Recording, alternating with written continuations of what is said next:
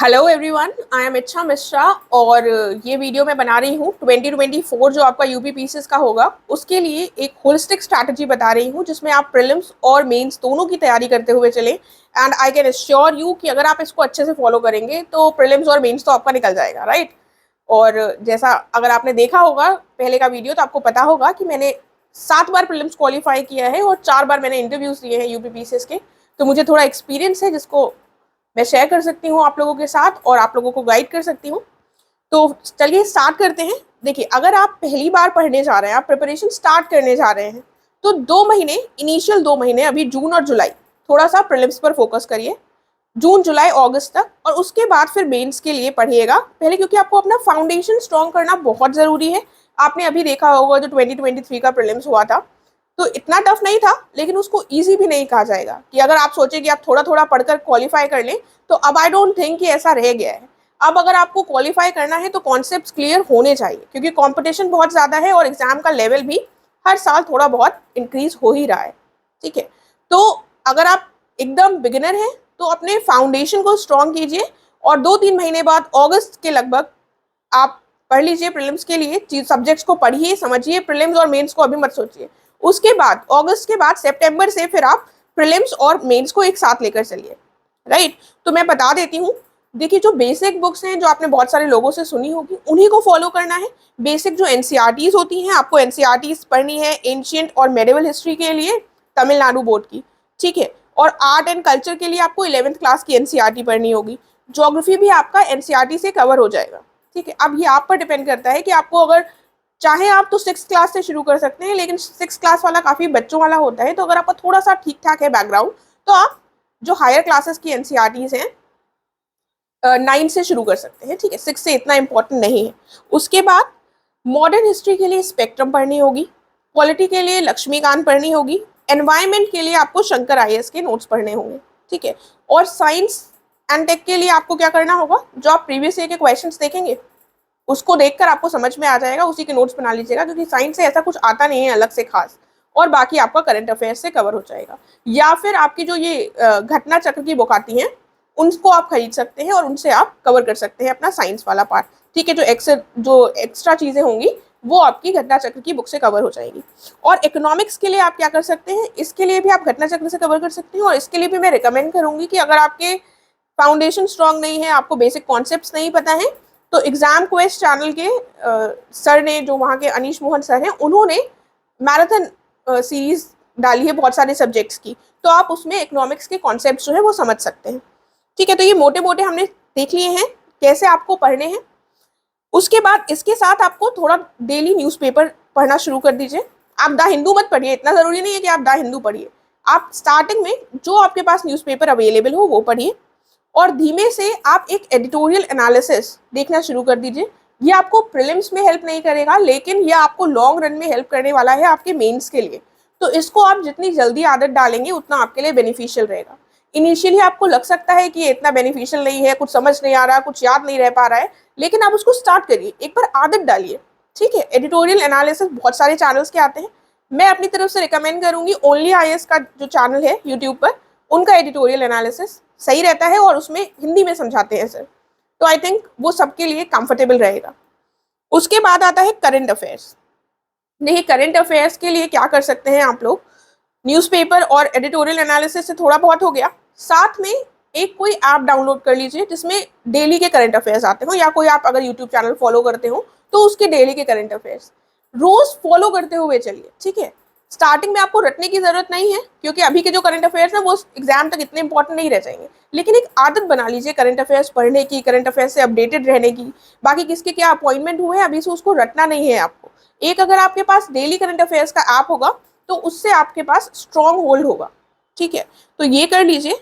बाकी जब 2-3 महीने बाद आपको लगे कि आपका स्ट्रॉन्ग हो गया है फाउंडेशन, तो प्रीवियस डे के क्वेश्चंस चालू कर दीजिएगा सॉल्व करना। मॉक टेस्ट सीरीज अभी आपको ज्वाइन करने की जरूरत नहीं है।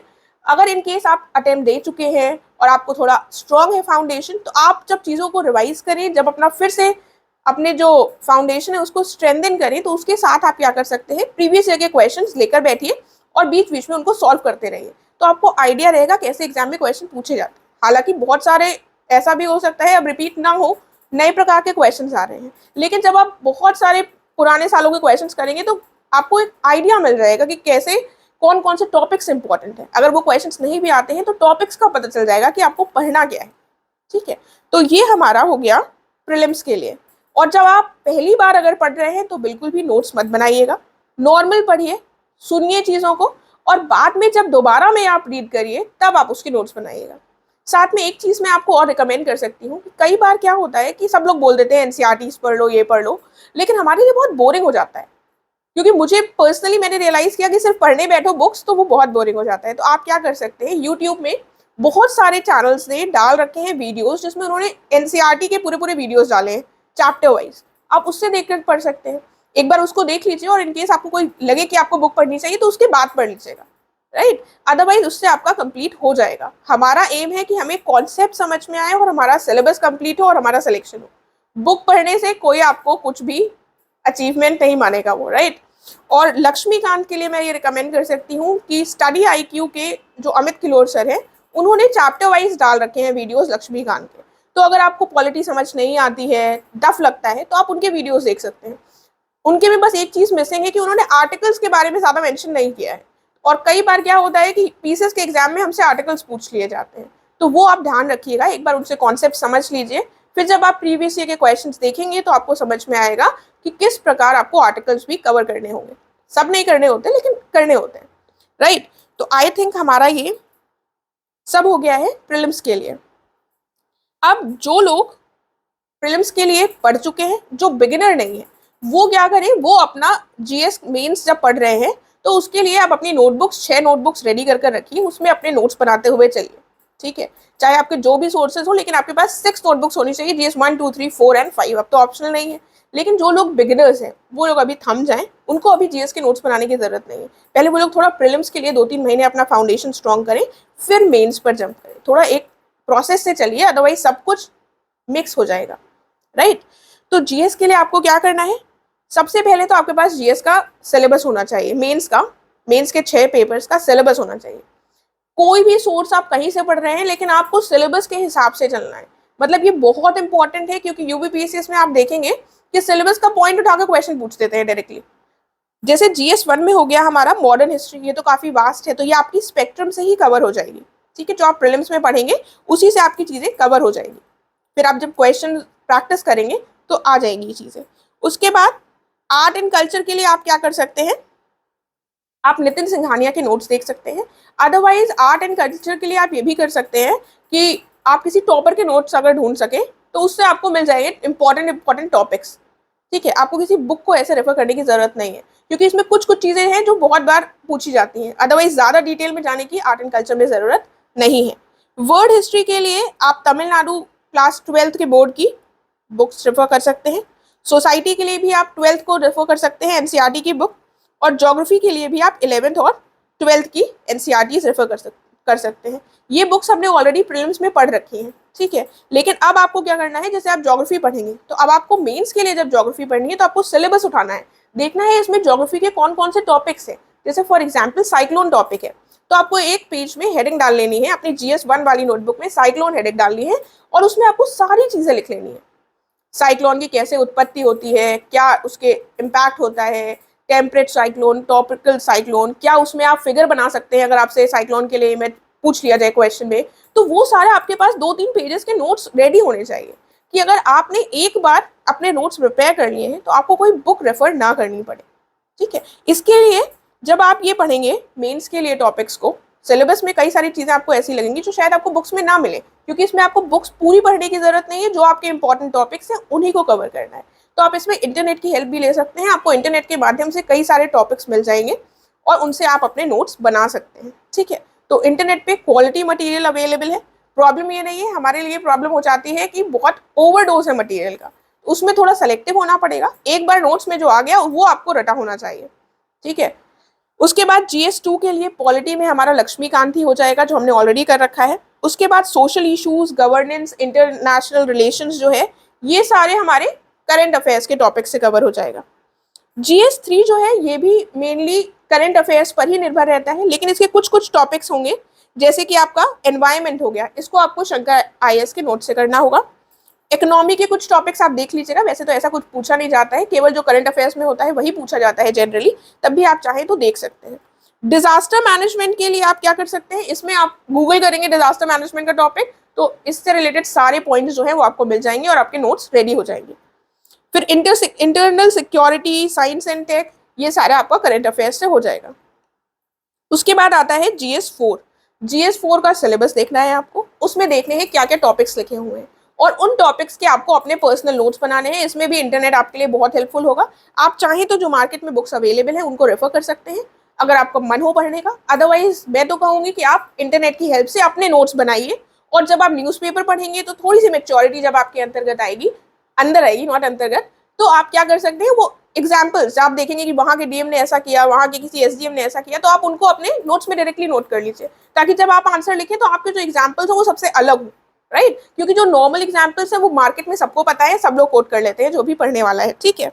GS5 और 6 के लिए क्या करना है आपको, राकेश सारस्वत की बुक है, इंग्लिश और हिंदी में दोनों में ही अवेलेबल है, उससे कई सारे टॉपिक्स कवर हो जाएंगे, लेकिन उससे सारे टॉपिक्स कवर नहीं हो रहे हैं, तो आपको क्या करना पड़ेगा, गवर्नमेंट की वेबसाइट्स को फॉलो करना पड़ेगा, ठीक है। उसमें भी सिलेबस देखिए, और जो आपको नहीं मिल रहा है उसमें गवर्नमेंट की वेबसाइट्स वगैरह देखिए, जो भी स्कीम्स आई हैं, बजट है, ये सारी चीज़ें देखनी होंगी। और हाँ, GS3 में भी बजट और इकोनॉमिक सर्वे बहुत इंपॉर्टेंट हो जाता है, तो वो हमारा करंट अफेयर का ही पार्ट है, लेकिन मैंने बता दिया। अब मेंस के लिए जो करंट अफेयर्स हैं, इसमें क्या करना होगा आपको, तो मेंस के लिए करंट अफेयर्स के लिए आप क्या कर सकते हैं, सब लोग जो मेंस दे रहा है वो विजन IAS को जरूर पढ़ता है, मंथली मैगजीन को, ठीक है, लेकिन उसको जब आप पढ़ेंगे तो उसमें बहुत सारी चीजें नहीं होती हैं, सब नहीं पढ़ना होता है, थोड़ा सेलेक्टिव होना होता है। जब आप प्रीवियस ईयर के क्वेश्चंस देखेंगे तो आपको खुद पता चलेगा कि कैसे क्वेश्चंस आ रहे हैं और कैसे हमें पूछे जाने की संभावना है, तो आप वही टॉपिक्स कवर करेंगे, राइट। तो आप चाहें तो आप स्टडी फॉर सिविल सर्विसेज में मैंने एक स्टार्ट कर रखा है मेंस के लिए, डेली डे वाइज सीरीज है मेंस के लिए, आप चाहें तो उसको फॉलो कर सकते हैं, डेफिनेटली बहुत हेल्पफुल होगी। उसमें मेरी पूरी कोशिश है कि जितने भी इंपॉर्टेंट टॉपिक्स हैं मेंस के लिए उनको हम कवर करें, स्टैटिक प्लस GK, तो उससे भी आप नोट्स बना सकते हैं, ठीक है। तो आई थिंक हमने पूरा कवर कर लिया है। और मेंस के लिए बाकी हिंदी और ऐसे तो वो एग्जाम के टाइम पर ही थोड़ा देखना होता है, जब आपका प्रीलिम्स का रिजल्ट हो जाए, उसके लिए भी इतना परेशान होने की ज़रूरत नहीं है। आई होप सारी चीज़ें हमने कवर कर ली हैं। एक बार फिर से जस्ट निकाल लेते हैं पूरी बात का। बेसिक बुक्स पढ़नी है प्रीलिम्स के लिए, स्टार्ट कर देना है, जून जुलाई अगस्त तक पढ़िए अगर आप बिगिनर हैं। अगर आप पढ़ चुके हैं तो फिर आप मेंस और प्री को साथ में लेते हुए चलिए, मेंस के भी नोट्स बनाइए, आपके पास मेंस का सिलेबस होना चाहिए, मेंस के प्रीवियस ईयर क्वेश्चंस होने चाहिए, और आपके पास प्रीलिम्स के भी प्रीवियस ईयर क्वेश्चंस होने चाहिए, ठीक है। तो मॉक टेस्ट की अभी ज़रूरत नहीं है, बाद में कीजिएगा मॉक टेस्ट जब एग्जाम पास आए। अभी सिर्फ पढ़िए, अपने फाउंडेशन को स्ट्रॉन्ग कीजिए। और करंट अफेयर्स के लिए अगर आप बिगिनर हैं तो विजन IAS अभी नहीं पढ़नी है, अगर आप बिगिनर नहीं हैं तो विजन IAS मंथली मैगजीन जो है उसको पढ़ना स्टार्ट कर दीजिए, ठीक है। थोड़ी ज़्यादा चीज़ें हैं, पढ़ना पड़ेगा, क्योंकि हर इंसान जो सेलेक्ट हो रहा है वो पढ़ रहा है, ठीक है। तो बिना पढ़े तो कुछ नहीं होने वाला है। प्रीलिम्स के लिए बेसिक बुक्स, न्यूज़पेपर और एक ऐप डाउनलोड कर लीजिएगा डेली करंट अफेयर्स का, एडिटोरियल एनालिसिस अगर कर सकते हैं तो वो भी कर लीजिएगा। Previous year questions weekly basis पे लगाते रहिएगा जो भी सब्जेक्ट्स पढ़ रहे हैं। मेंस के लिए 6 नोटबुक्स रेडी कर लीजिए, उसमें टॉपिक वाइज अपने नोट्स बनाते रहिए, जो जो सोर्सेज अवेलेबल है इंटरनेट की हेल्प लीजिए, जो बेसिक बुक्स है उनकी हेल्प लीजिए और नोट्स बनाते रहिए। And revision is the key, ठीक है। ज़्यादा भटकने की जरूरत नहीं है, एक बार नोट्स बन गए हैं तो उसी में जो करंट अफेयर्स में आप कुछ इंपॉर्टेंट पढ़े तो उसमें ऐड कर लीजिएगा। बाकी ज़्यादा परेशान होने की जरूरत नहीं है, कहीं उस टॉपर का नोट आ गया, कहीं उस टॉपर के नोट्स आ गए, ऐसा नहीं होता है। अगर आपको अपना नहीं आता होगा तो फिर 10 टॉपर्स का देखने का कोई फायदा नहीं है, राइट। तो आई होप मैंने आप लोगों के जो डाउट है वो सॉल्व कर दिया होगा, अब आप लोग अच्छे से पढ़ पाएंगे। इन केस आपकी कोई क्वेरी हो, आप ना समझ पाए हो मेरी बात को, तो आप मुझे मैसेज कर सकते हैं, आप लोग मुझसे इंस्टाग्राम में भी जुड़ सकते हैं और क्वेश्चन पूछ सकते हैं, साथ में आप लोग मेल भी कर सकते हैं। मैं डिस्क्रिप्शन बॉक्स में दोनों चीज़ों को अटैच कर दूँगी। Thank you so much.